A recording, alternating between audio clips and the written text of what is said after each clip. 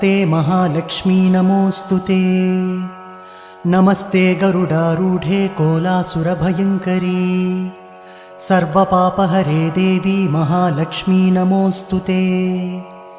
सर्वज्ञे सर्ववरदे सर्वदुष्टभयङ्करी सर्वदुःखहरे देवी महालक्ष्मी नमोऽस्तुते।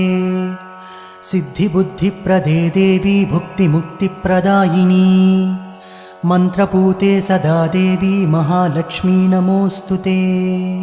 आद्यन्तरहिते देवी आदिशक्तिमहेश्वरी योगज्ञे योगसम्भूते महालक्ष्मी नमोऽस्तुते।